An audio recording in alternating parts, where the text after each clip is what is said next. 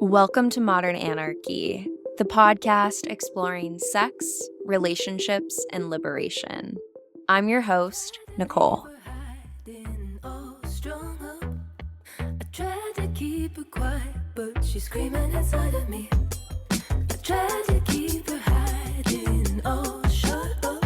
I tried to keep her quiet, but she's a wild, wild woman. On today's episode, we have Juno. Join us for a relationship anarchy research conversation. Together we talk about embracing the finitude of our humanness, learning to communicate our desires, and deconstructing the intimacy escalator. Hello, dear listener, and welcome back to Modern Anarchy.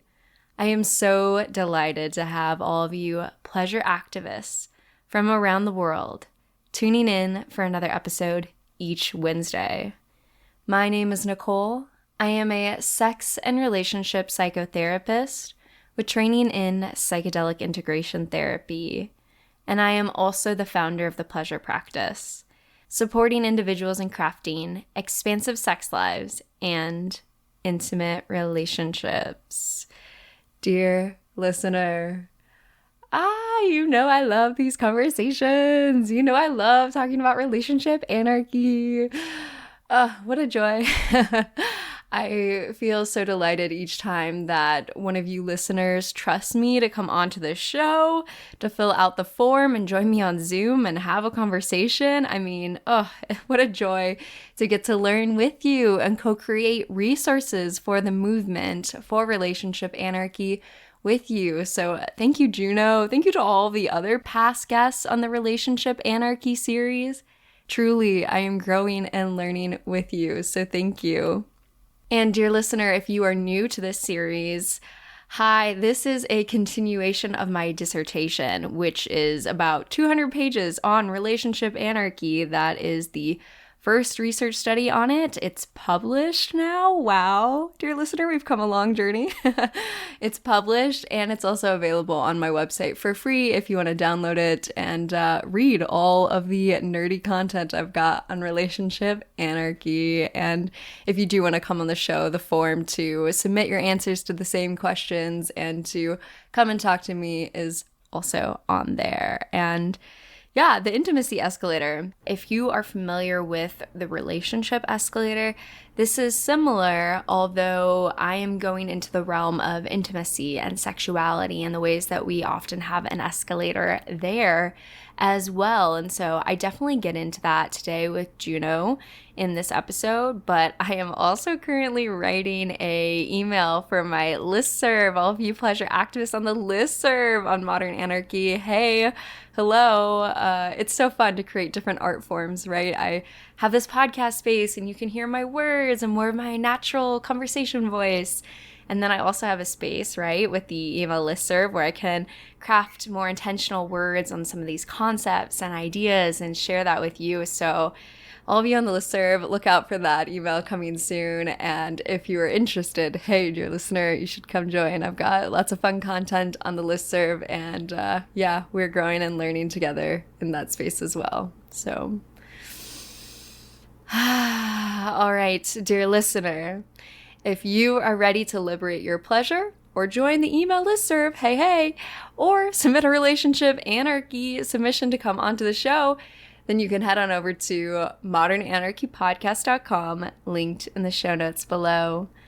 And I want to say the biggest thank you to all my Patreon supporters. You are supporting the long-term sustainability of the podcast, keeping this content free and accessible to all people. So thank you. If you want to join the Patreon community, get exclusive access into my research and personal exploration, then you can head on over to patreon.com/modernanarchypodcast, also linked in the show notes below. And with that, dear listener, please know that I am sending you all my love, and let's tune in to today's episode. So the first question that I like to ask each guest is, how would you introduce yourself to the listeners? I would introduce myself as a consent and connection facilitator. Mm. Uh, I'm also a communication geek and a conflict geek, very much. I'm a Black, queer, disabled, gender nonconforming woman. And I'm also a writer, a zine maker, and I'm newly calling myself a rest enthusiast because Ooh. rest is like so important in my life and I'm centering it more. And I want to like Hmm. honor that. Hell So, yeah. yeah. Hell yeah. Well, welcome. You are definitely in the right place, Trey. Yeah. Thank you. Of course, of course. And so I'm excited to talk about relationship anarchy and this first question. It's big, right? What is relationship anarchy for you? Yeah, for me, I think of relationship anarchy as challenging hierarchical social norms and systems of power and the way that they impact all of our relationships. Right. And also the way that our personal relationships often reinforce a lot of those hierarchies and systems of oppression. And so trying to be aware of that and deconstruct it and find ways to live and relate to people outside of those hierarchies, as well as like dismantling them within the larger society. Right. Yeah. And I think Absolutely. that there's like so many hierarchies that are addressed within relationship anarchy, like racism and white supremacy, heteronormativity, fat phobia, and desirability politics. And then, of course, there's the really huge emphasis on recognizing mononormativity as a system of oppression and a hierarchical way of relating, and trying to challenge Hmm. that as well. And like the way that the couple unit is so often centered in our lives and prioritized above all of our other relationships. Right. Right, right, right, Yeah. right. Absolutely. And I think about the ways that it's so deep within our unconscious. Oh, Hmm. whoa. You Yeah, like we've know? been conditioned Yeah.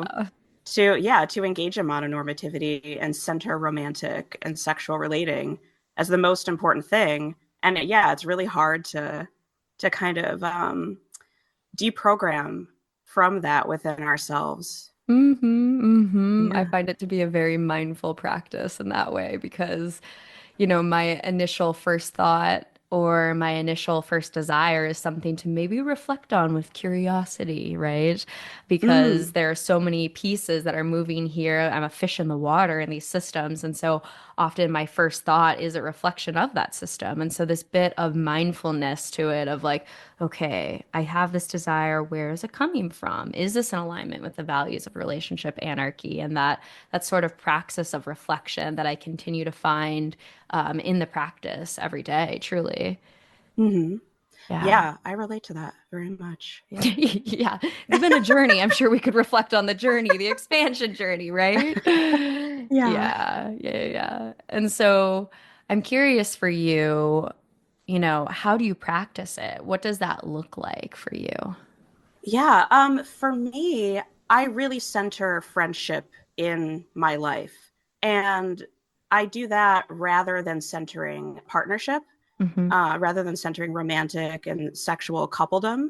Hmm. And that doesn't mean that I don't experience romantic feelings with people or sexual experiences with people. It's just that I don't use those experiences to signify that those should be the most important relationships in my life. Yeah, my friendships can look a lot of different ways. They can involve varying levels and kinds of emotional and physical intimacy.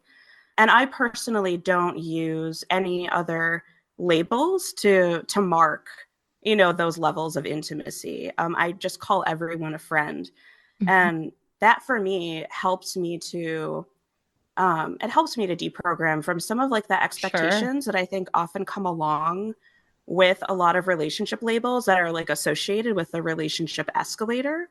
Yeah, and so it helps me like stay focused on my role as part of like a network of friends. And as part of that network, I'm also really cared for. So I consider myself to be part of like a community care network. Mm. And myself and a lot of my friends, we practice relationship anarchy by trying to live according to the principle that everyone is deserving of getting their basic care needs met, regardless of how much money they make or how much they work, which is really important to me as a disabled person. And it's been really hard for me to support myself and be independent under capitalism with these conditions. And Mhm. it's hard for so many people. Like that's the nature of capitalism, is that yeah, it creates struggle and creates a lot of suffering for people. Mhm. And I'm really lucky that I am part of this network of people who share a lot of anti-capitalist values and who share the value of like taking care of friends, who Mhm. have like supported me significantly and Mm. long term, because that is part of our values. And so Yeah. yeah, I think that like me being part of this mutual aid network Right. is a way that I practice relationship anarchy as well. Yeah. Absolutely, absolutely. As you were describing that network, that community, that web, the mutual aid, I was just feeling this very deep, like, like this holding, right? This holding in terms of support and knowing that you have so many people around you that are going to support you that you could lean on. I mean, the exhale Mhm. that gives me in my body under these systems is transformational. How has that felt for you? It's felt so fulfilling. And Yeah. yeah, like it feels it's gosh, yeah, I have so many terms. It gives me hope. Mm, Um, it's really challenging a lot of internalized ableism and classism sure. that I realize I've had toward myself. So it's healing because I'm being given the message that I am worthy, I have value as a human being, even if I don't live up to all of these like capitalist standards or like standards of, growing up to build a nuclear family. Like I'm not Right. doing that, but I'm Right. still like highly valued by my friends. And that feels really good. And I want more Hmm. people to be able to experience that in the world. Yeah, I think it's wonderful. Yeah. Yeah. When you see that vision out of more people experiencing that love, that connection, that ability to, take away these, cultural scripts of meaning making around value, right, under capitalism. I see Mm, that world as much more connected, much more dancing and giggling and much more community focused, right? yeah, definitely. Yeah, I think that relationship anarchy is definitely an avenue to building that community that's very central to it. And I think that community meets so many more of our needs often than the mononormative Right. relationship ideal can Yeah. even. Because I was thinking like one of the damaging things about hierarchy and like the hierarchy of like monogamy and the nuclear family Hmm. is that it cuts us off from relationships. Like it Hmm. tells us these are the only right ways to have relationships. And these types of people you shouldn't engage with. There's a lot of like Right. stereotypes. Right. And so I think that it really cuts us off from like being able to access ways of getting our needs met, whether it's like Hmm. connection, intimacy, sexuality, or just Right. like food. Right. So, yeah. Yes. Yes. Yes. We Yeah. need books on that. Like literally that right there, right? Yeah. Fully. There's so much there. We could spend hours talking about the different ways that different parts of ourselves as well as resources, right, are met through different connections. And because of the relationship escalator and mononormativity, yeah, we have such a strict box of like who these people are and what they can mean to us and how you're supposed to relate, right? Which there's a lot of suffering in those dynamics, right? And so we see Hmm. that, we see the research, we see a lot of suffering and how isolated people are in these like nuclear setups these days. And so, yeah, just the relationship anarchy being such a deep investment in community and being around, these circles of lovers, circles of people that are all meaningful to us. And so I'm curious for you how the journey of using the label friendship has felt.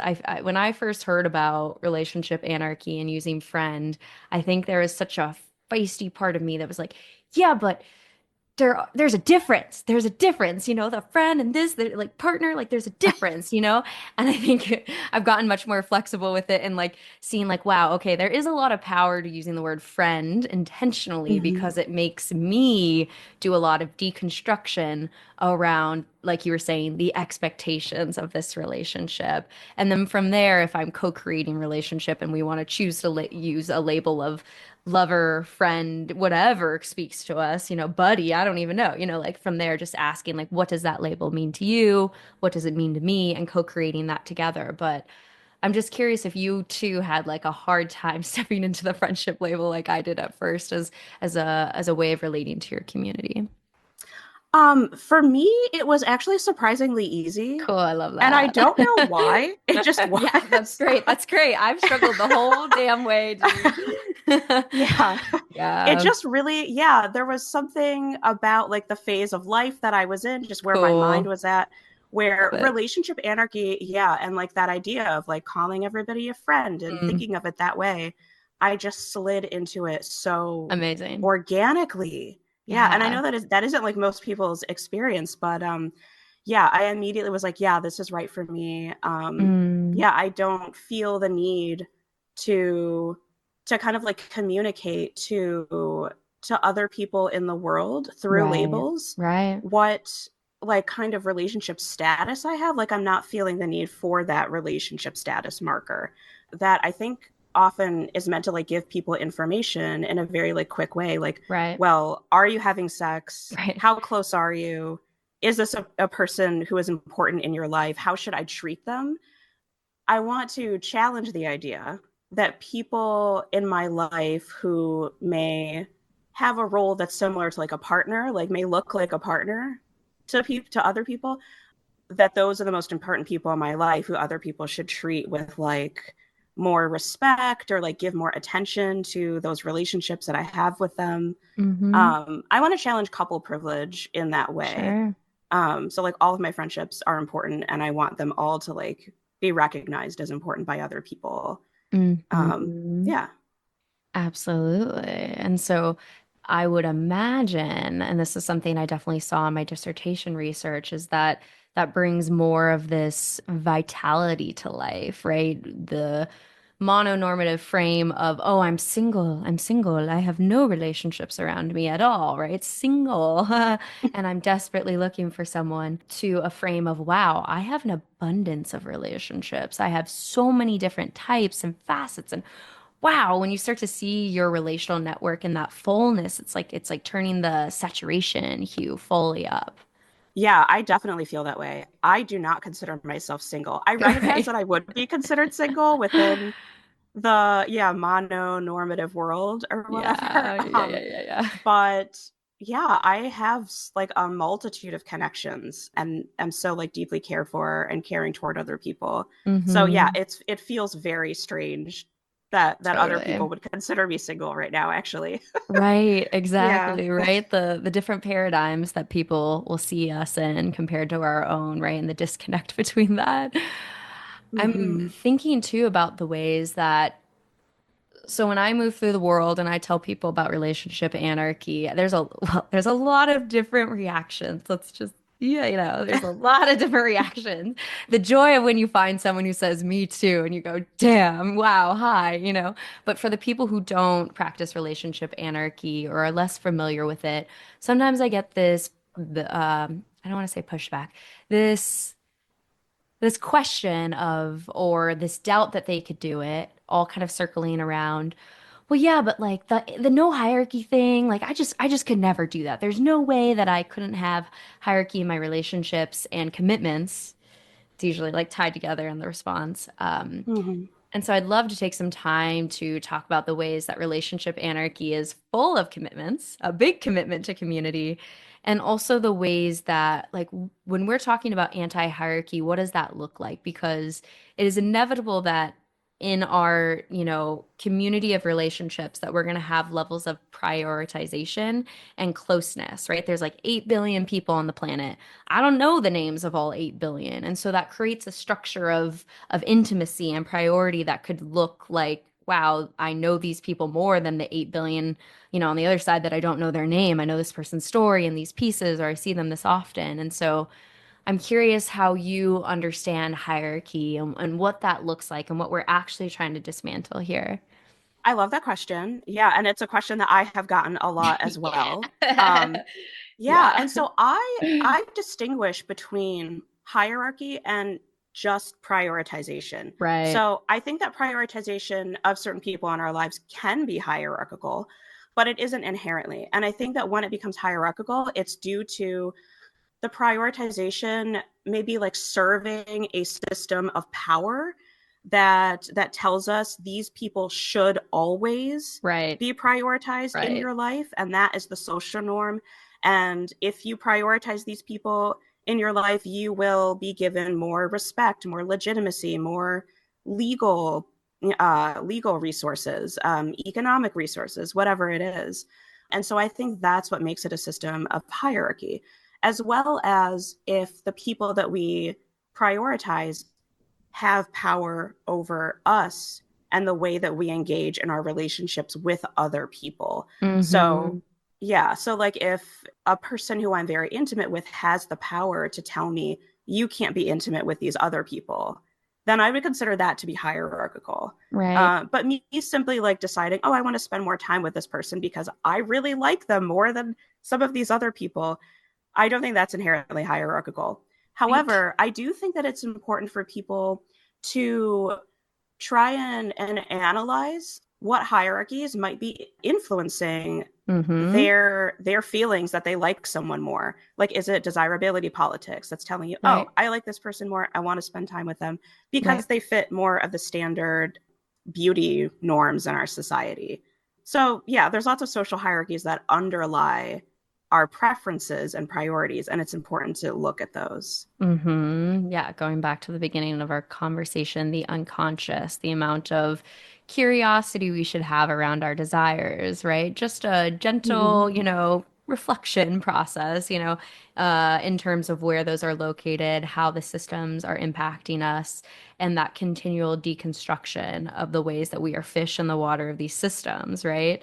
And so I Mm-hmm. appreciated the nuance of what you said around always prioritizing, right? I feel like there's a Mm. lot of fluidity in the prioritization of relationship anarchy, right? Where there might be different times and moments in which one person is prioritized over the other in terms of the finite resources of time and energy, because obviously love is the abundant resource, but the finite resources of time and energy, and Jessica Fern would say attachment, right? Those are things that Mm-hmm. are going to ebb and flow, right? In terms of the ways that we can connect and prioritize those. So like seeing this deep continual embrace of change and fluidity is kind of how I see that. Yeah, I agree with that, definitely. Yeah, because different people in our lives need to be prioritized in different contexts. And yeah, it's important not to just have this lens or this framing of relationships where it's like, well, no, this is the person I'm going to prioritize all the time, no matter what, Right. because they're my husband or whatever. Right. Hmm. Yeah, that Yep. would definitely be hierarchical. Totally, Yeah. totally. And I had a hard time with that. I was going to say at the beginning. I don't know. I'm still at the beginning. Let's be clear. I hope I die still being like, I'm at the beginning, folks. I don't know.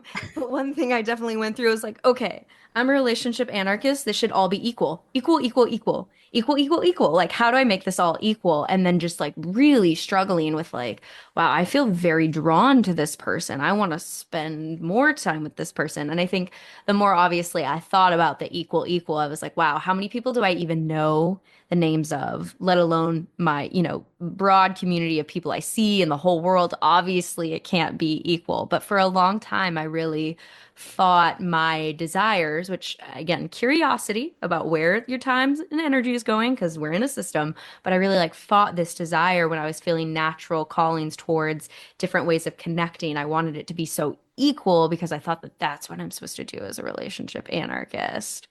Mm. Hmm. Yeah. I've heard that too in some discussion groups that I've hosted before on relationship anarchy.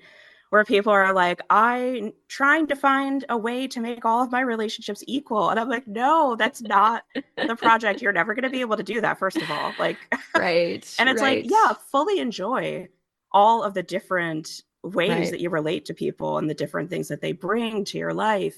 Yeah. And just like try to be aware of and deconstruct some of the hierarchies without losing the enjoyment of that difference. Totally, Yeah. totally. And that's making me think about the differences between equality of everyone equal and equity of like each to, the own need, right? That's a huge piece to think about here is that there's going to be different equity needs. So it's not about the equality as much as it's about the equity of our different intersectional identities and how those might be at play here in this dynamic of building community. Hmm. Yeah. Hmm. And that connects to what you said about commitment. You mentioned commitment Oh earlier. yeah, And that's the big one. yeah, I do notice that a lot of people who are just learning about relationship anarchy are really afraid that there's no commitment Right. involved. And I've just experienced the opposite. Like Mm, there are so many various kinds of commitments that I yeah. make with people in my life, like a commitment to care for each other Right. that we discuss and negotiate at various times, and or like a commitment to process emotions with someone if they're Right. having like a difficult time. Those are like, yeah, those are things that are part of my relationships. And I Hmm. like that in relationship anarchy I'm exploring what commitment can look like in friendships where there is no like romantic or sexual Right. component, because I think so often in society we're taught like, oh, those are the friendships you don't need to make commitments with those people. Yeah. And it's like, no, I do want to make commitments. Like how do we want to organize our lives to spend time together and to make sure that that Yeah. happens and to care for one another. So yeah. Right. I want to show up as you raise the baby in the community. Like, Yes. yeah, like, hey, you want to have kids? I don't, but I'll be there for you for that baby shower and all the years. Hell yeah. Maybe we all live in a three-story building together. You know what I mean? Like, there's a lot of different ways that you can make those commitments. And for me, I gotta watch my cat. She's gonna be next to this candle, Lord. She's burnt herself Oh, many a times. oh She'll no. just walk straight over it and stand there and not even realize as the fire starts to sear her. Just, I love her, I love her. Um, yeah, so for me, one of the hottest things I find, because I find commitment and stability and emotional availability so attractive and hot across all of my friends. And one of the things that I love is when I can look across from someone who can understand that change is inevitable. It's inevitable we're going to change. The human I am today is not going to be the human I am when I edit this podcast, let alone like continual time onward from that, right?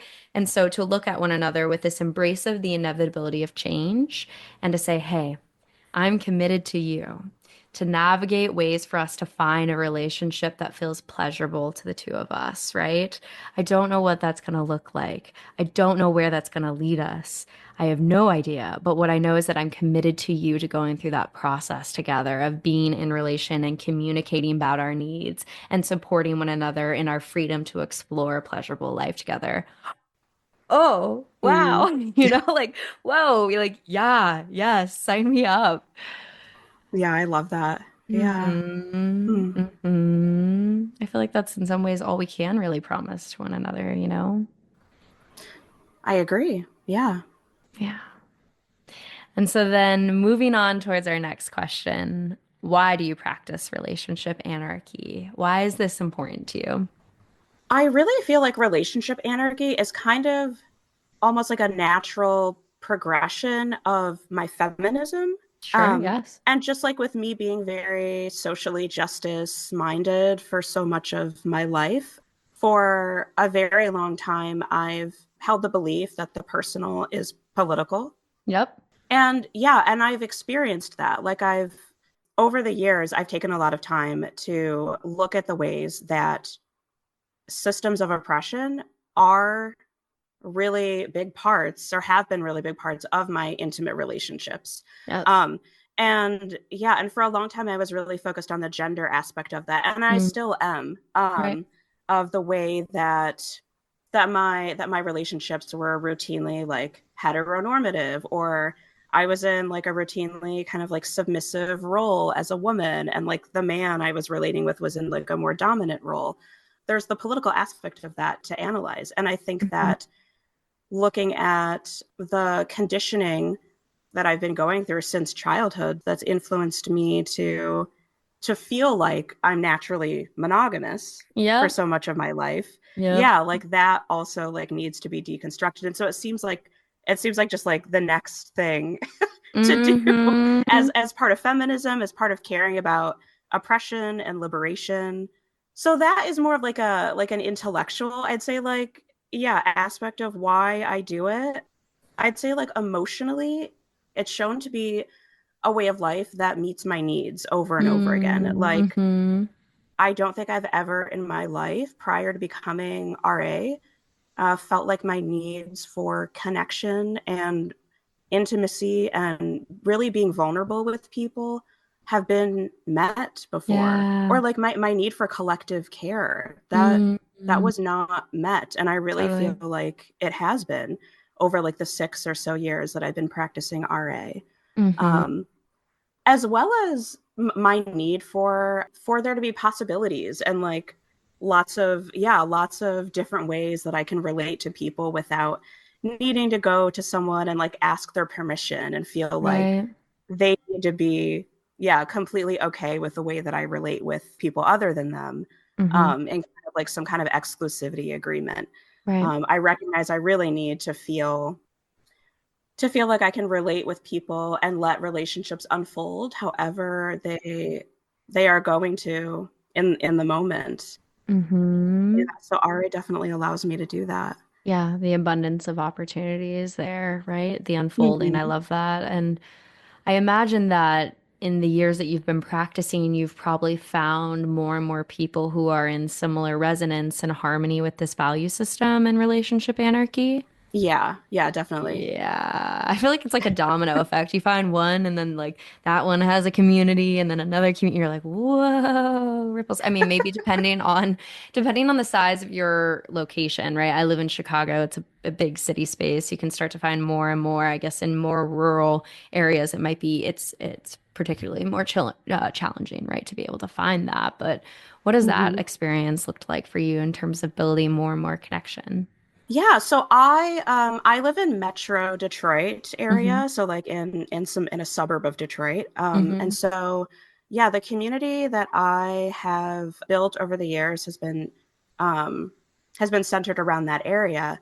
And I feel like when I first became RA in like 2018, I started building community pretty quickly with people, and that's because there was already this sort of like small movement, Mm, yeah, small RA movement like gaining traction at the time through these like relationship anarchy discussion groups that were happening.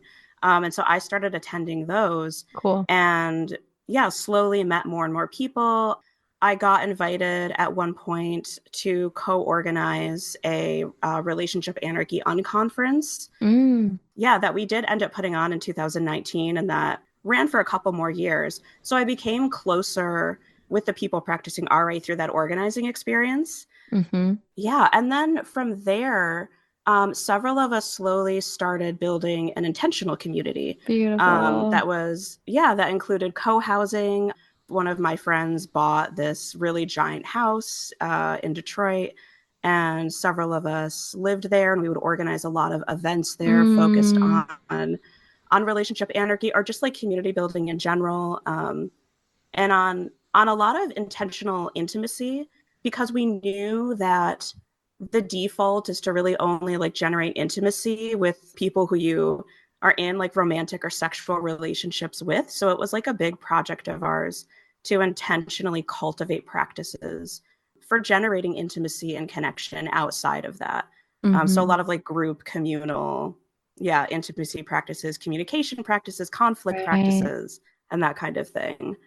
Absolutely. Yeah. Absolutely. So skill sharing, right? It sounds like a lot of different skill sharing and community building. And I think about the ways that we are social beings, right? There's that saying that your five closest friends are who you are. And I feel like the field of psychology would also double down on that of, you are your community, your relational network forms your sense of self and how you see yourself. And so I imagine as you connected more and more with those people, there was a lot of transformation in your own ability to practice relationship anarchy and to feel even more secure in your values. 100%. Yeah. Yeah. I would say like that was an experience, like building that intentional community that gave me the strongest sense of belonging I've ever Right. experienced in my life. Yeah. And also where I learned so much about myself and about how to practice my values, what my values even are. Right. Um, I learned more and more about politics through Hmm. the people that were part of that.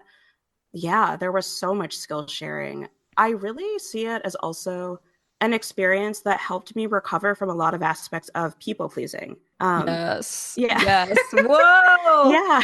Oh my God. Tell me more. I've got things to say. There was and like still is such an emphasis on cultivating the ability to ask for what we want. So, like, very direct communication to be able to create a sense of safety in other people to say no to us. So, like, being able to reject other people and also to, like, be rejected ourselves and not to hold other people responsible for how we feel in response to that rejection. Yeah. So, like, boundaries, self advocacy. Oh, yeah. Um, Wow.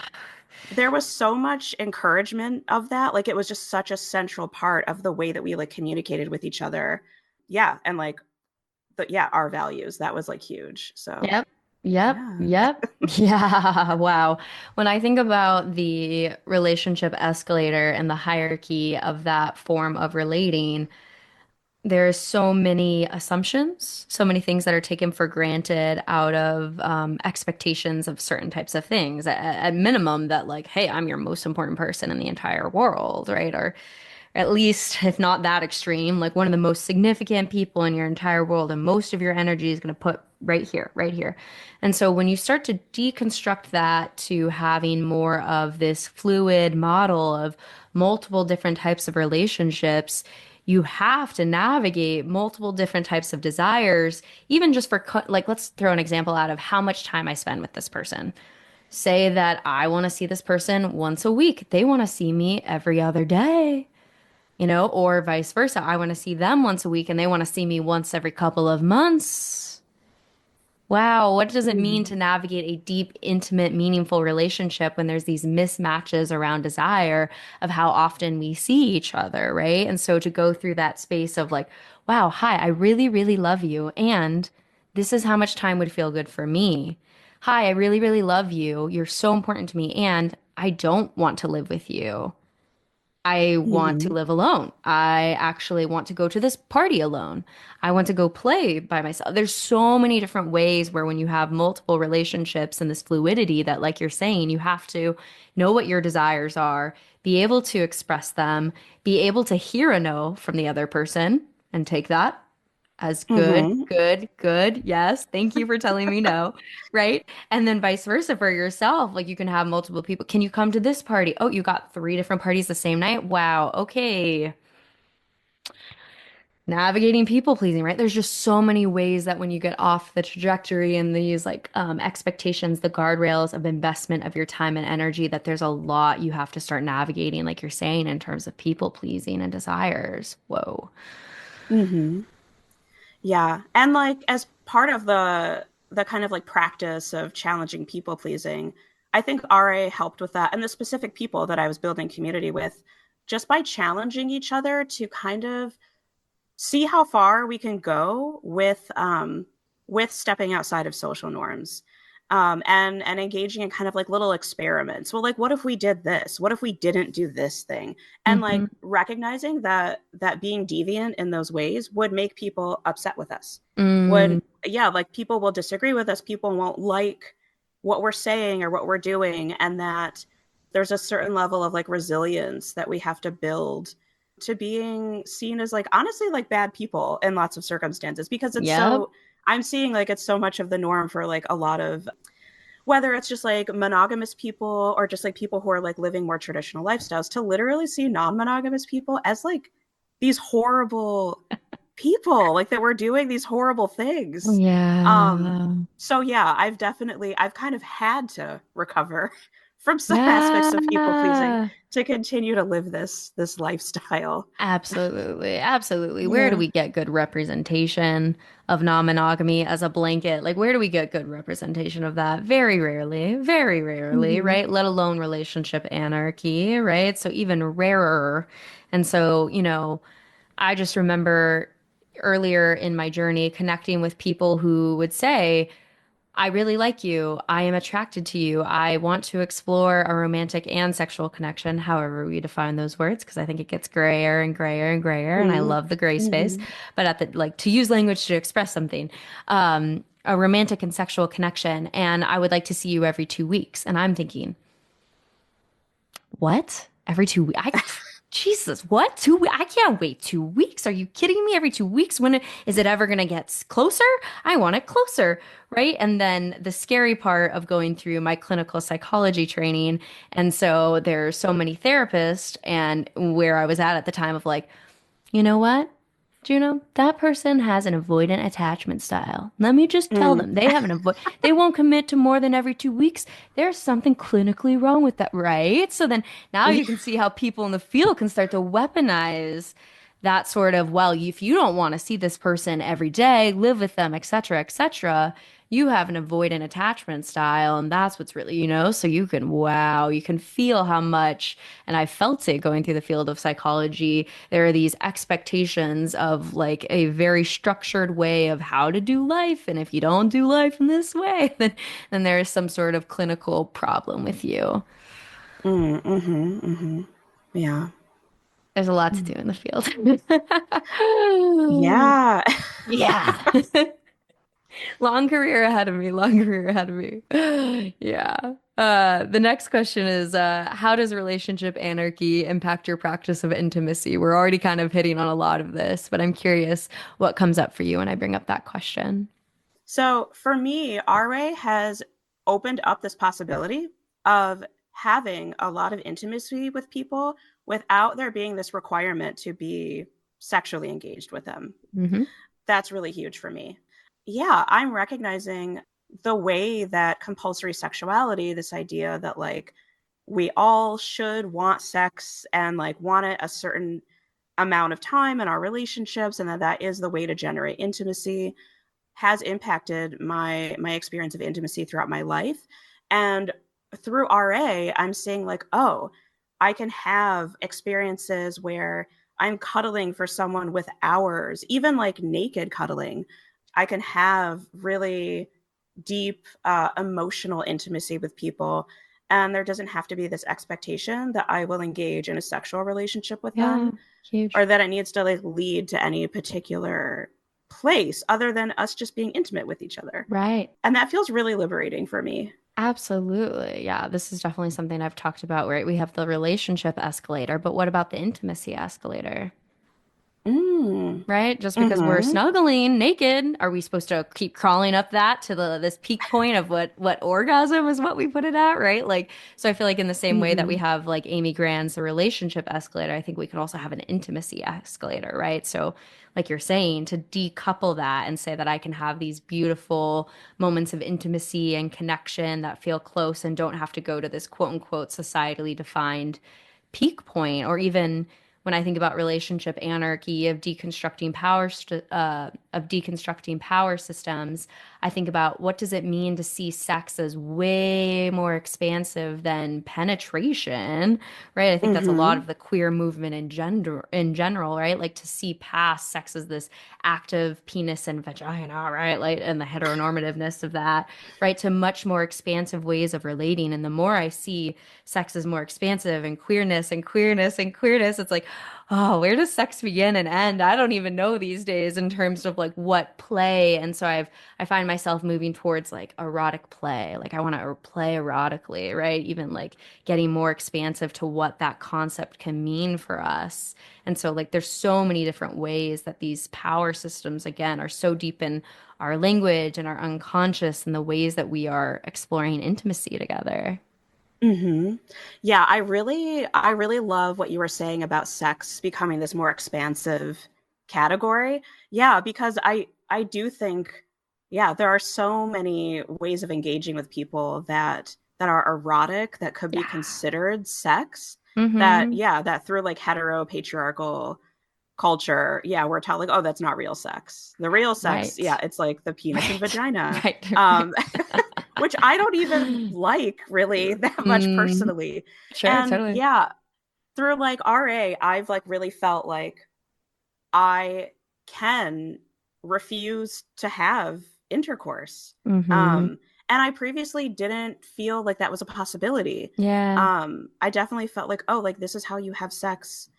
And like at the time, I was primarily being sexual, like dating men Mm-hmm. with penises. Mm-hmm. And yeah, I've really felt like more liberated and confident that the people that I'm intimate with care about me enough and are interested in exploring a lot of different ways of having physical pleasure that I don't need to like conform to this idea of like having penis and vagina sex and like Right. that it needs to be culminated with that person having an orgasm, which makes my interactions more consensual. Like more like Yes. the consent I give is more Yep. meaningful. Yep. Yeah, I'm not feeling like systemically coerced to do all these things that I actually don't really enjoy. Mm-hmm. Yeah. Mm-hmm. That is a liberatory journey. Yes. Hmm. Yes. To be able to say, I remember one of my lovers, we went through a more like traditional path in terms of immediately being sexually attracted to each other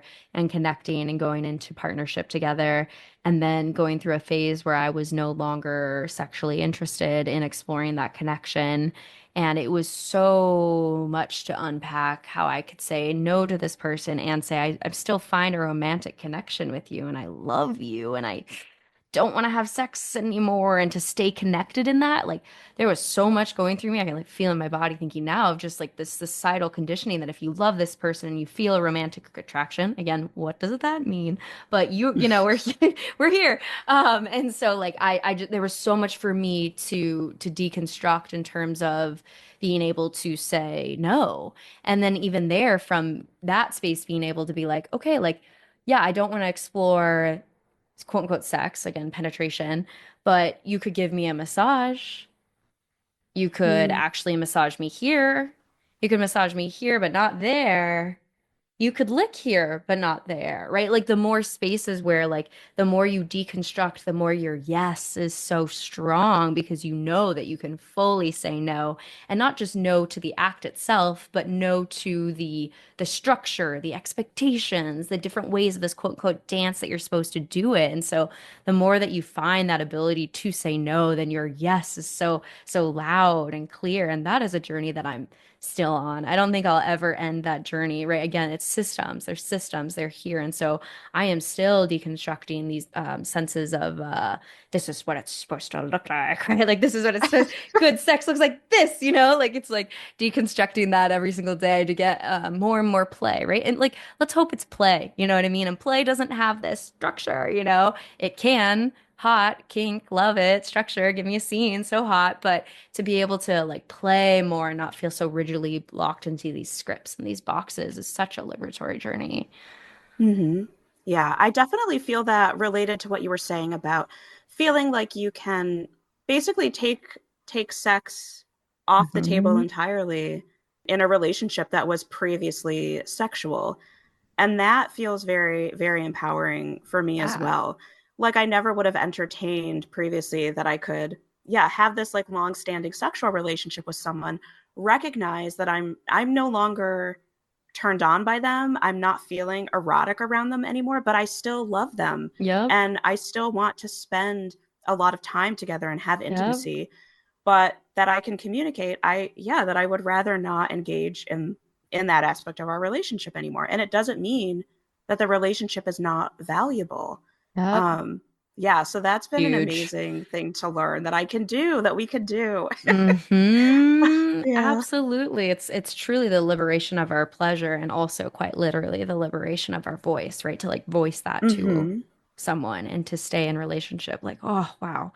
And I think about the ways that consent culture around I don't want to interact in this sort of intimacy way anymore. And also the ongoing consent culture of other parts of our relationship. I think this is something I'm living into of, hey, for the last couple of years, we've been relating at this sort of frequency of seeing each other, or this sort of orbit of seeing each other.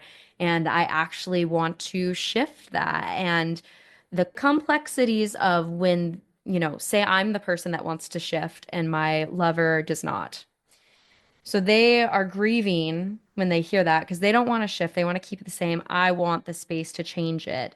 Like when we think about sex, and if I were to come to someone and say, hey, I don't want to have sex anymore, we think about the ways that you should not be like, oh, but this is the blue balls conversation, right? But I'm so turned on. Like, like now I'm not going to get off. Like the pressure that you can create for folks when you come in with that sort of, this is an expectation. I think there's a lot of different ways of relating of, hey, we've been seeing each other once a week for 2 years. You want to take space, but wait, we've had this relationship. Please don't do that. I want that. In the same way that we talk about how the blue ball situation is highly inaccurate first, but also creating pressure inappropriately in that ethical situation. There are also other ways of relating that we kind of get used to and then therefore expect. And the amount of inner strength around people pleasing it takes again to sit with someone and be like, hi, I love you. I see that you're grieving about the fact that we're not going to see each other as much, but God damn it, I love you.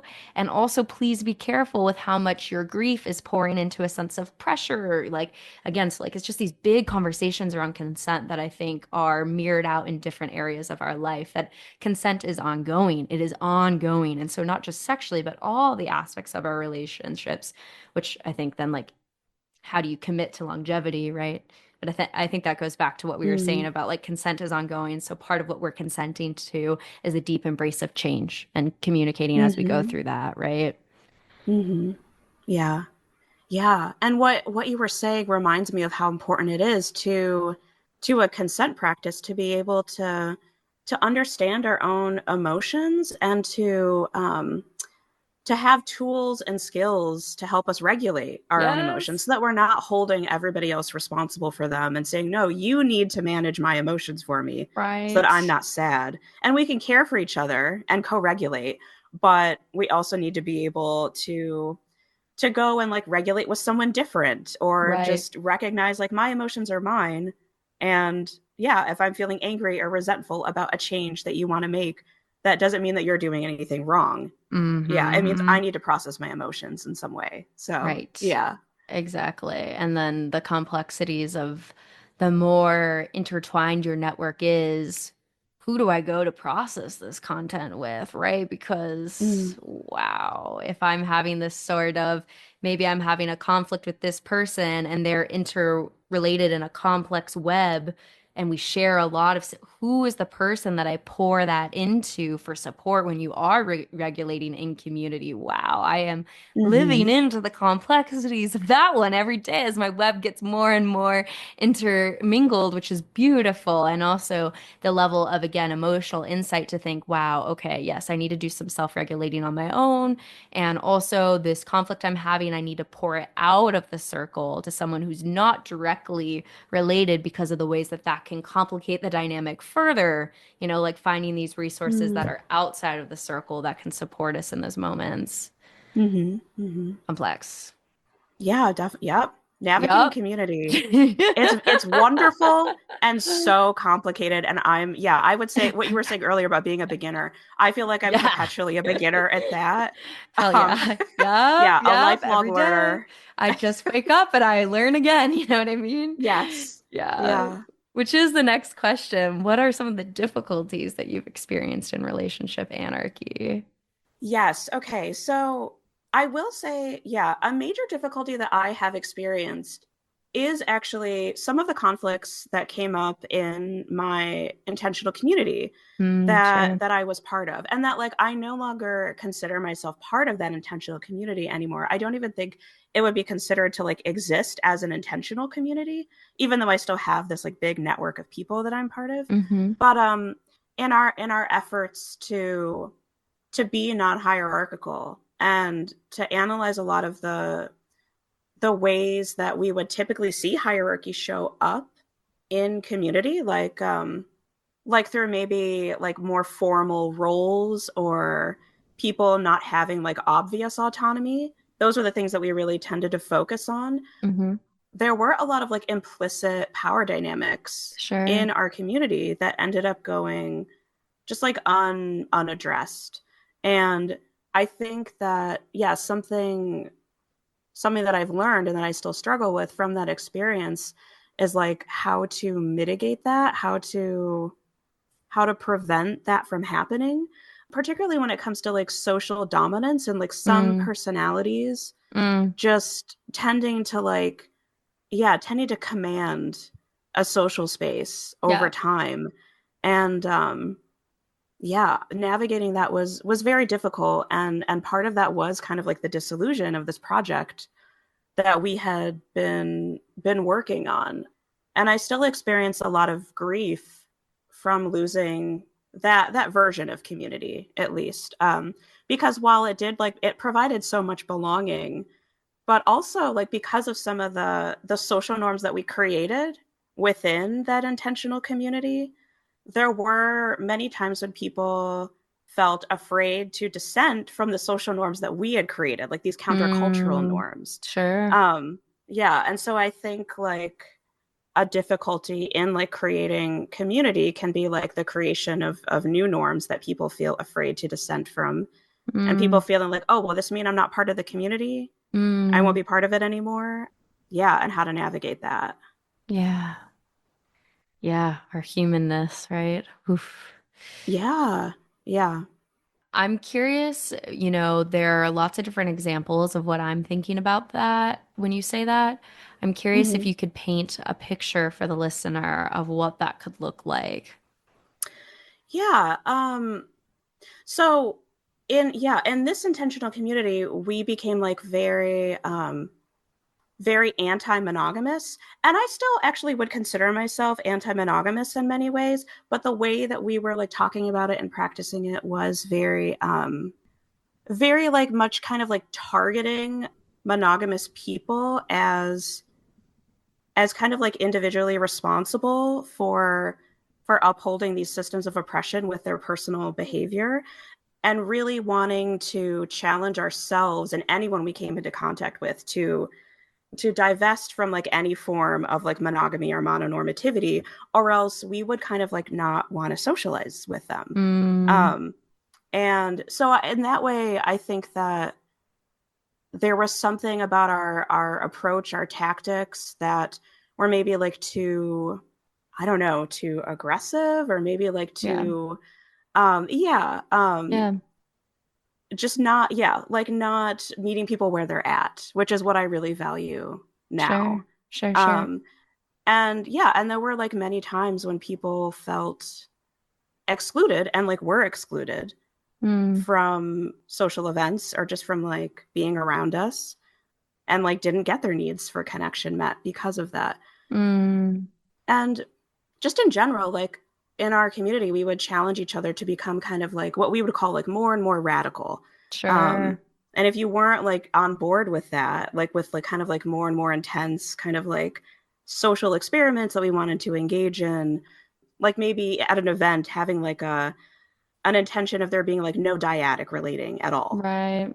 like no like having like your support person there to be like, yeah, you're, yeah, like you're to co-regulate with.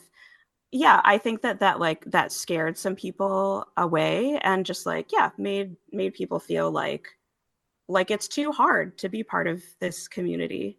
Mm, So that was definitely a struggle. sure. I don't know, I hope Absolutely. that painted like maybe a little It clearer did. It of a did. picture. Absolutely. Okay. Yeah, absolutely. Absolutely. And so, like, yeah, I'm hearing meeting people where they're at, understanding the prevalence of the systems. And so, what does it mean to meet people where they're at with compassion, kindness, and the autonomy that they have to live under that, Hmm. right? I think that's important. And I think about the ways that when we've been hurt by the systems, which we all have, but when we've been hurt by the systems, we get very vitriolic about like, you got to get out too. You have to get out. And it's like, oh, okay, whoa, like Whoa, whoa, maybe diversity is a good thing. Maybe there's lots of different ways to live under this system, right? And when I think about the concepts of anarchy, I think about this deep commitment to community, as well as the deep commitment to the freedom to create the life that you want to create in that commitment to community, right? And so like Mm-hmm. this juxtaposition in the ways that some of us anarchists can be like, this is the way to do it, and you have to do this. It's gotta look like that. And it's like, isn't that almost antithetical to the whole process in and of itself of like, Mm, hey, everyone's on their own damn journey, and everyone is going to find pleasure in all these different spaces. And so, what does it mean to be enforcing a commitment to community?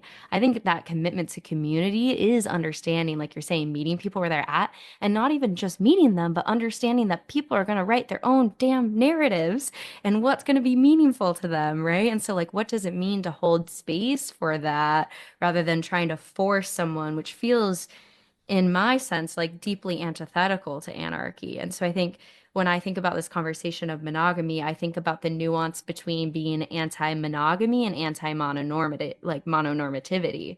Like I can be hmm very anti-mononormativity, the sense that this is the way, the only way, the best way, and the most, psychology approved way, you know what I mean? Versus, wow, like if you are having sex with one person, and you're practicing sexual fidelity, like more power to you. Do you understand that all of your relationships are meaningful? Are you reflecting on how these systems are impacting you and creating these scripts and these narratives? If you're reflecting on that and actively choosing to share your body with one person sexually, like who am I to tell you that you are or aren't a relationship anarchist, right? Like that feels antithetical.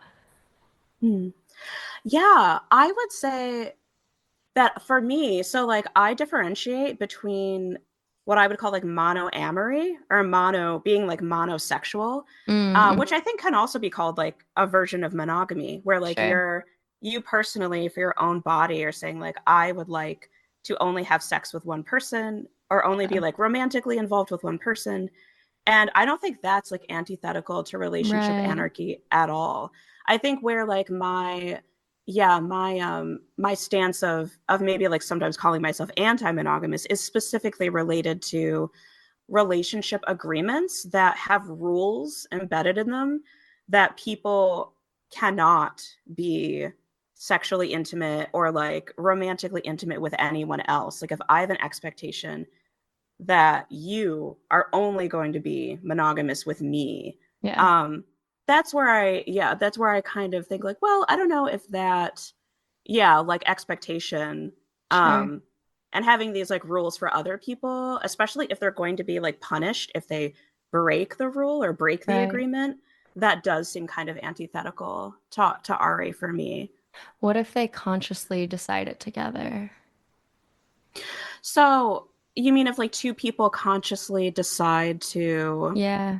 only have sex with each other? Yeah. So I think that makes perfect sense. I don't think that's typically how monogamy ends Yes. up happening. Yeah. You know what I mean? Totally. Yes. Like, I hear you for and I that. think, Yeah. yeah, like I think that's, yeah, that makes perfect, that's fine to me. Totally. Yeah, Yeah, yeah, that makes yeah. You're perfect sense right. to me. That's I your. think that aligns with our, Yeah, I think it's like, yeah. it's the issue with, okay, what it is I think the punitive nature or like the way that people can punish each other if they end up not not meeting that agreement at some point, or Hmm. saying like, you know what, I actually don't want to only have sex with you, I want to have sex with multiple people.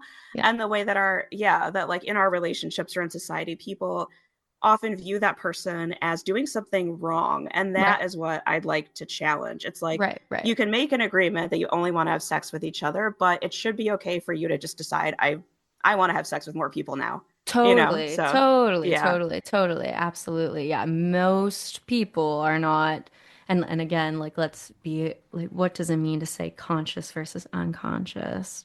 Like Mm-hmm. that's a one I'll sit with about free will and stuff for like hours. I could sit on that. Right. Whew, wow. Because when I look back on my past conservative Christian self, who was doing lots of very heteronormative conservative things, I don't conscious. Woo. But right.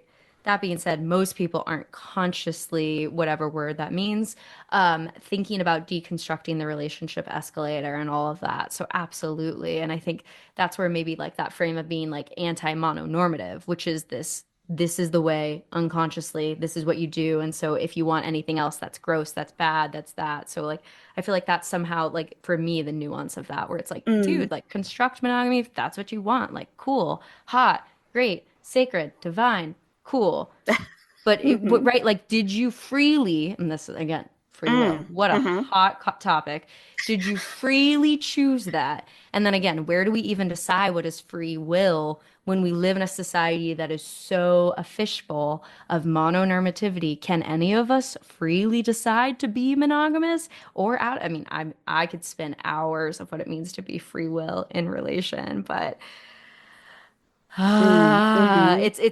it's like when we it's like the nuance of what we were saying about hierarchy, right? This it's not just like that no one else is prioritized. These are more nuanced ways to describe these things. We absolutely need to be super critical about the internalization and the assumption that anything else is wrong, right?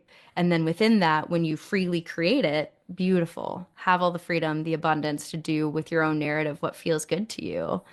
Mm-hmm.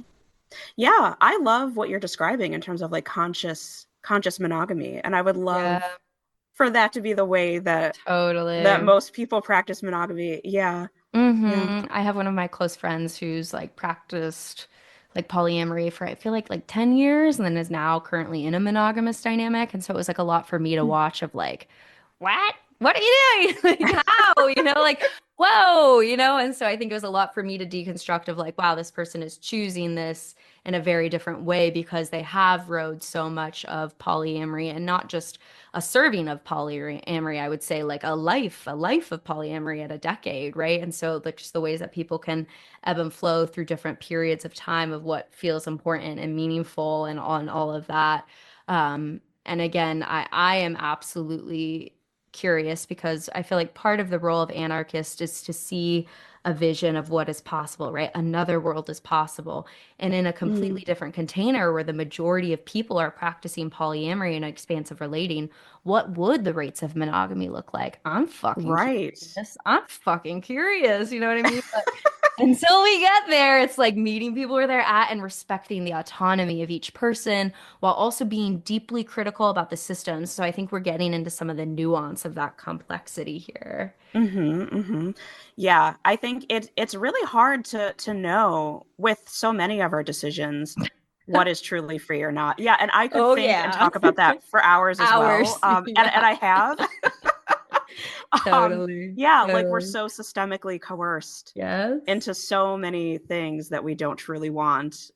Or that we're, yeah, even our desires, like we were talking about earlier, our desires, so many of them are conditioned. So it's like, what's going on? What do I really want? And yeah, and we can't really know all the time. Like, I think we're all trying to navigate as best we can these systems of oppression. Yeah, so that's Humbled. difficult. Beginners. Two beginners here. We can, like Yeah, just figuring it out each day. Absolutely. Yeah. yeah. And so then to balance, right, we're now going to explore the next question, which is what are some of the joys of relationship anarchy? Okay, I'm actually wondering, could Yes. I go back and add a little bit more to the difficulties? Totally. I'll just leave the Is that question like this, like the recording like this, if that's okay, or I can cut it and yeah. okay? Okay.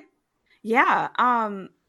Because I also notice that a difficulty that I have, which honestly I feel sometimes ashamed of, and I'm sure like Mm, many people navigating RA maybe feel the shame sometimes, sure. but we don't need to feel shame because there's nothing, yeah, there's nothing actually bad about it. But I notice that I really struggle still with the idea that being at the top of a romantic and sexual hierarchy is what gives me worth and value in the world.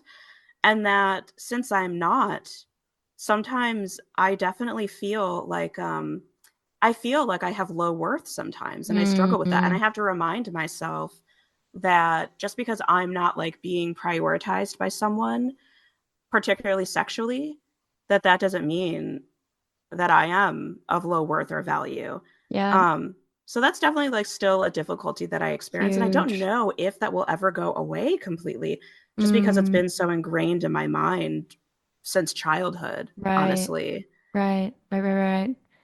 Yeah. Yeah. There's this Hmm. part of me that wants to say it will. The optimist, like, yeah, like you're gonna keep sitting on it and feeling it and growing that relationship to yourself that it will feel more and more secure and that I want to say that. And I also am Hmm. recognizing how deep that narrative of worth is so reinforced in our society, like so Hmm. reinforced. Hmm. So just I want to honor the grief of that journey of the radical nature of the new narrative that you were writing for yourself in that as you're navigating this. Hmm. Thank you. Yeah. Yeah. I Yeah. struggle with jealousy just as much as the next person, I think Hell yeah. probably. Hell yeah. um, and I still like would not trade this lifestyle for monogamy again, I know. personally. I So couldn't even yeah. possibly consciously at this point. Like, you Yeah, I get so couldn't. far down the rabbit hole, you're like, there is no going back at this point. I am in the rabbit hole and staying in the rabbit hole. Like, we're here Hmm. now. Hmm. So yeah, yeah, yeah. Yeah, I just really wanted to voice that. Yeah, Yeah. well, thank you for doing that. And yeah, so now transitioning a little bit to the joys. What are some of the joys that come to mind? Yeah. Okay, the joys. I feel like, yeah, I have like touched upon some of those, and yeah, I would like to expand. I mean, honestly, like again, having community is like the biggest Hmm. joy Yeah. yeah, that I've experienced. I've met and retained connections with some of the most like creative, visionary, um, Mm. yeah, challenging, yeah, like committed, caring people that I've ever met in Yeah. my life. And I've been changed by them. I've been transformed by them in ways that are so valuable to me. Like I've grown as a person because of these relationships. Yeah, I've learned way more about myself. I think that's one of the big Yeah. joys too. Yes. And I'm Yes. reminded of of a podcast interview that you did with, I think it was a dominatrix. I know you've Hell interviewed yeah. several Yeah. dominatrixes. Hell yeah. But yeah, there was one where you both were talking about the way that having an erotic container with someone else gives you access to parts of yourself that you never would have had access to before. Yeah. And I've definitely experienced that, where I'm Mm. just like, oh, that's part of who I am. Like Right. this is something I want. Like I didn't know, and that is so it can be challenging and like scary, but it's Hmm. like it's so fun and like amazing at Yeah. the same time. Yeah. Absolutely. Absolutely. I think this goes into my study of relational cultural theory as a therapist, right? They would talk about how the self is in relation. Hmm. Ooh, okay. And so what does that mean, right? I think of the self as this being that is moving through temporal time and space and creating a narrative of who you are, right? You are the only person that has lived in your body and walked the universe in your time and space. And as you're walking through that, you are surrounded by multiple relationships that all mirror different parts of you, right? Some of those Hmm. relationships are funhouse mirrors. Maybe they have some trauma. Maybe they are really projecting a lot at you. And you look into that mirror, you go, whoa, whoa, okay, this is complex. And so I think about the different ways that when you're with different people, they mirror different aspects of yourself. Or maybe if we come even into a example of chemistry, right? You can have a molecule, and then when you throw in another, it's going to react maybe in a big way, maybe in a small way, but it's definitely not the same thing that it once was just sitting by itself. And so as social Hmm. beings, right, you might think this is who I am erotically, this is what I do, this is how I show up, and then you have someone else and they absolutely bring out different parts of yourself. And I think something that I'm trying to do is as I am exploring eroticism with multiple different people, all of my friends, my lovers, hi, my circle of folks that I love dearly, they bring out different parts of myself. And then how can I not categorize one as the most important, right? Maybe the Hmm. one that falls into the heteronormative scripts, the one that maybe my mom and dad could look at and be like, oh, that makes sense that she has a romantic relationship with this person, right? Because that's deep in my society, like internalization of acceptance. Because I'm a human being that wants to be accepted. You know what I mean? How Hmm. can I recognize the different ways that my erotic self, I just feel like I'm I'm trying to put a hierarchy of like this is the most erotic part of me and this is like a play part of me that I kind of do and it's giggly, right? Like I Mm. just find myself working through that currently of like why is the like sensual, erotic, orgasmic sex somehow more meaningful than the giggly, playful scene sex? Like, why am Mm. I valuing those in different ways? And how what does it mean to see each one, just like each person, as meaningful? Can I see each type of part of myself coming out as meaningful? Mm-hmm, mm-hmm. Yeah, I relate to what you're saying about like this idea of there being a more erotic Yeah. part of yourself that is like the orgasmic Yeah. part versus like this playful, giggly, Right. yeah, part. And I'm relating to it in terms of like coming to terms in one erotic container that I have with a person, coming to terms with my own desire to take on a dominant role Cool. and my own sadism and Yeah. how joyful it's been to be able to explore that with someone who I trust and feel safe with, Mm-hmm. um, and who like for whatever reason it is about them, Yep. they made me discover this about myself. Like Totally. they led me to that, Totally. yeah, this like surprising conclusion.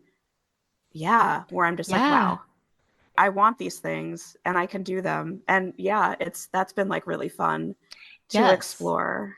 Hell yeah. You meet a pain slut and they're like, bite me. And you're like, oh, can Yes. I?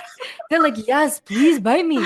Please. And you're like, wow, okay, this is a new part of myself. I've never done this before, right? And so I find this to be relationship anarchy, right? Like, here's my relationship to self, a relationship to an other. Here are the ways that society has told me how to be intimate with this person. Particularly for me, as someone who's socialized as a woman, I'm supposed to be soft and nice and gentle and la la la. The Madonna and the whore complex, right? You're either one or the other. Mm-hmm. And so when I'm in my Madonna, I'm soft and gentle erotically, right? And so to unlock the dominant parts of myself, the sadistic parts of myself, because this pain slut is asking for it. Oh my God, that is a lot of internal navigation. This is why I love doing kink coaching because there's so much Mm-hmm. psychologically to go through of like, they're asking for this and I'm scared. What is that? Like, they're actually asking me, dare I say, begging me to bite them. What is it in my own fucking psyche? Because they're giving me full consent that is blocking that from me. And where does that come from? Oh, hours of processing there, like hours of processing. It's one of my favorite things to do with clients is to help like expand these parts of ourselves, the capacities. Mm-hmm. Yeah, I've definitely been processing that a lot with my therapist. Yeah, And with totally. the and with the person I'm engaging in this with, like we Beautiful. do a lot of processing about our emotions and what's coming up for us and like past trauma. Yeah. Yeah, and it's all really, really great. Yeah. So yeah, I feel like a little, yeah, a little weird saying like it's been so joyful to get to like inflict pain on Yes. someone who wants it, but it has been very much so. Absolutely. Absolutely. I hope you can listen to Oh. my episode with BCT, who is, yeah, it's back in the catalog, but like a really like identified as like a leather dyke, very into brutal, sadistic pain. And like, I hope that Mm. that conversation could create even some more space to like liberate any sort of feelings around that because yeah, it's a whole thing to unpack as well in terms of Hmm. what it means to enjoy something like that under our systems. So Yeah. yeah, for Yeah, I'll sure. definitely go, yeah, look for that Hell yeah, it's a episode for lot.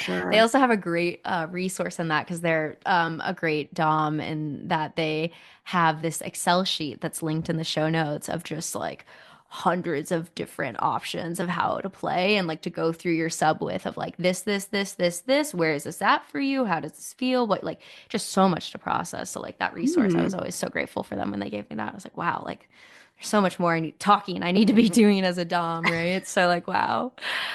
Hmm. Yeah. And so the last question is what do you wish other people knew about relationship anarchy? Yeah, I wish other people knew that relationship anarchy is not just doing whatever you want, Yeah. regardless of how anyone else feels about it and not caring about how they feel about it. That it's not, it's not hyper individualism. That there's such a strong ethic of care involved, and making, like I said, like commitments of care to people in your life, to many multiple people in different ways, and that those commitments lead to like deeper and deeper intimacy, at least in like many of the relationships. Mm-hmm. Because I think that at least like I had this misconception going into it, and I hear this from many people, that you're kind of gonna, that if you become RA, that you're not gonna have like really deep, I guess like I'm putting in quotes, like serious relationships. That it's kind of this Yeah. practice of just like this casual relationship form. And I don't even like that like binary of serious versus casual. Right. Um Yep. yeah. Yep. But yeah, like these relationships that I have are, yeah, like I said, like the deepest care, most caring, most vulnerable, intimate, committed that I've ever had in my life. Mm-hmm. And yeah, I think that that's something anyone can access through RA community. Mm-hmm. Yeah, trying to think if there's Yeah. anything else that I wish people. I mean, I guess there's so much. Right. Yeah. Yeah. Right. This whole time Yeah, we've been talking, all of this, download it, you guys, please. yeah.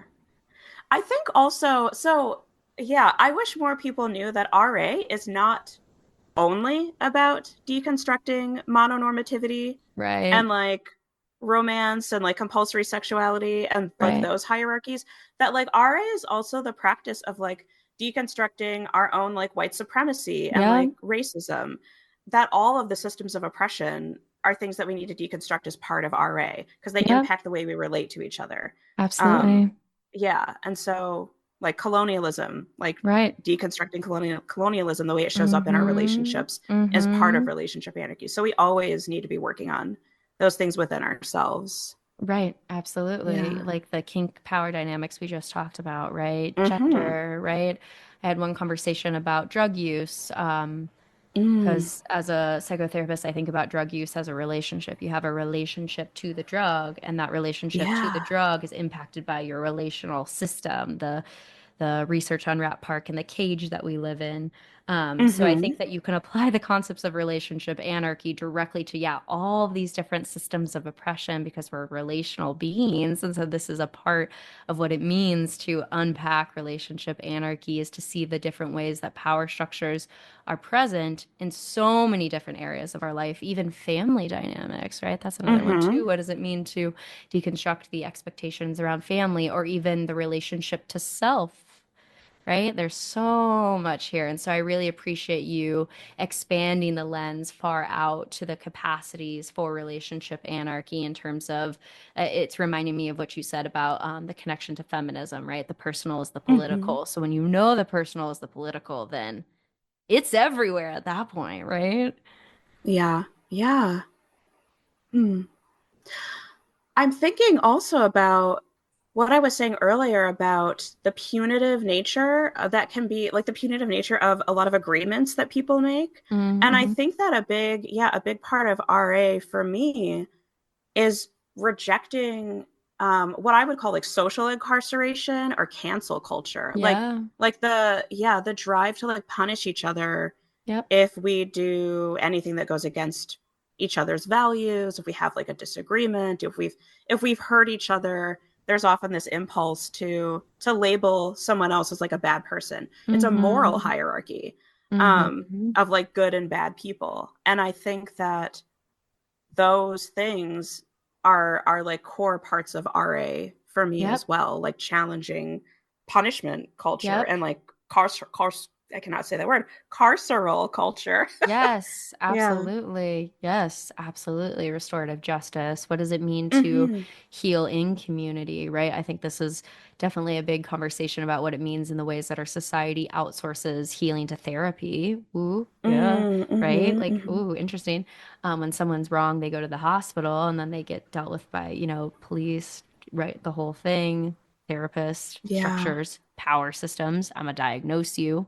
I'm gonna diagnose you, right? I'm gonna medicate you actually, potentially, and sorry, not potentially, but oftentimes against your will, Mm-hmm. Mm-hmm. right? Using that in different emergency room settings and other sorts of stuff like that, right? So yeah, Yeah. it's Yeah, endless. that's Like, something I something I really care about. Yeah, Yeah. as part of RA. Hell yeah. Yeah. Absolutely. Absolutely. Yeah. And so showing up in our communities, the people doing that love and like trusting the ripples of the work that we're doing through these conversations and the activism and the ways that we're showing up to Hmm. love one another as we change these systems together. Yeah, and the ways that we're showing up to engage in conflict Yep. with each other, like how do we navigate conflict Oof. Yep. in, yeah, in more like honest and empowering and generative ways Yeah. rather than like perpetuating harm and like, yeah, trying to hurt each other because we've been hurt. Right.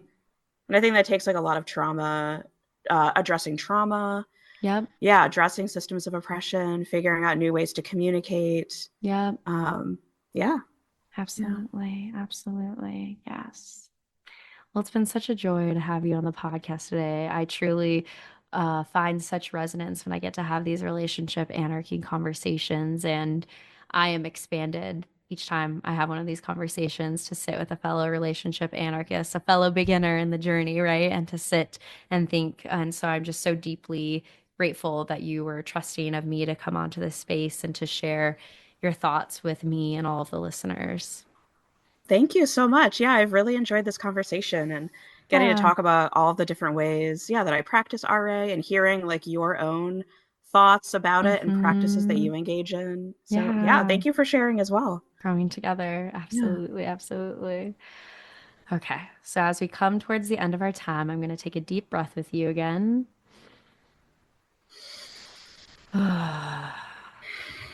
And then I'm going to check in and see if there's anything else that you want to share with the listeners. Otherwise, I have a closing question that I can guide us towards. Yeah, I can't think of anything myself right now. Great. Yeah. Okay. So then the closing question that I ask everyone on the show is, what is one thing that you wish other people knew was more normal? Oh, I okay. know. Yeah. That I wish other people knew was more normal. Yep. I think I'm struggling with that question because normal is an interesting term, isn't it? Like, yeah, because normal can mean like, oh, it's like common, like we all, like most of us are doing this and we're just not talking about it. But it can also be like, this is a norm and something we should do. So I'm trying to think of it in the more like, this is common and we do it and we should be able to talk about it kind of way. Hell yeah. I'll let you in on a Yeah. secret here when it's the amount of times that I've had different anarchists answer that to this question because I ask it every single episode, right? Hundreds of episodes at this point. So whenever someone deconstructs the question, I'm like, anarchist check. If there was a secret test you've passed, and it is to say, maybe this question's also not good. Because yeah, exactly. So Hmm. congratulations on the secret test if there's a test. Thank you. Yeah, totally. Um, yeah, okay. I think something, yeah, that I want to say is I think it is more normal than people think, maybe, to have a lot of anxieties and discomfort and a need to like process sexual experience. And like during the experience. Sure. And yeah, I think that that need is very normal, like very common for things to come up for people while some sort of like erotic or sexual experience is happening. And I think the social norm, unfortunately, is to like repress that and ignore it and like not Yep. talk about it because it's Yep. considered like, well, then you're interrupting the sex and yeah, kind of like ruining the mood or whatever. But I think that yeah, there are so many things that like that come up that we need to process during sex that I think would be wonderful if people did. And I've experienced that where I've been with people who really make me feel comfortable to say, you know what, I actually need to talk about something that's happening right now and like my feelings about it and just like Right. stop what we're doing. Yep. And that's like made the sex so much better, honestly, Absolutely. to be able to have Yeah. those conversations or to like you're saying, like be giggly. Yeah, just like experience all of, like the awkwardness and strangeness that is sex and sexuality. Yeah. The liberation of our voice, Yeah. quite literally, to talk, right? To talk about it and to not have to be hush, hush, hush, hush, hush. That's a bad topic. Don't talk about it, right? Shh, shh, Right. shh. Bad, bad, right? And so to actually like hmm liberate our voice to liberate the expectations, right? Play. We're playing. Oh, can we talk about like yeah, of course, right? To create that Yeah. space rather than the script of what it's supposed to look like. And again, the ways that then that liberates your breath, your voice, and dare I say, liberates even more pleasure, which is exactly what you're speaking to, right? The joy of sex when you can absolutely take the pause, the break, or the stop, whatever we want to name it as, to talk about it and to process and then pick it back up or not pick it back up, right? And that ease when you know that you can do that at any moment. Oh my God. I'm like moving my body because the listeners can't see me, but you can. Because then I'm like, yes. Like I just remember so many. I mean, and again, trauma thrives in silence, abuse thrives in Mm. silence, right? And so, so much of our sexuality is repressed, and there's a lot of trauma, and there's a lot that needs to be talked about, right? And so, when I think back to my past experiences in sex, I would struggle to even, like, what's coming to mind for me now is like if I was in pain, I would struggle to ask to stop. If I needed to pee, I would Mm. struggle to ask to stop, right? And so, like, gosh, just to liberate my voice there to get to a space where I could say, "Hey, oh gosh, this hurts. I need you to stop." Right? This I need to pee. I need fucking lube right now, okay? Let alone to get to the other space of like, "Oh my God, this is so beautiful right now that I think I need to cry with how beautiful this connection is with you right now. Can we just for a moment like let me cry with how Mm. beautiful this sex is?" Mm-hmm. Oh, there's so much voice liberation there and orgasmic liberation for our collective that I'm so, so passionate about. Mm-hmm. Yeah. Yeah. Well, it's been such a joy to have you on the podcast again. Really, thank you for trusting me and thank you for trusting all of the listeners to share this conversation with all of us. So thank you. You're welcome. Thank you again. Yeah, I've loved Yeah. this conversation. If you enjoyed today's episode, then leave us a 5-star review wherever you listen to your podcast. And head on over to modernanarchypodcast.com to get resources and learn more about all the things we talked about on today's episode. I want to thank you for tuning in, and I will see you all next week.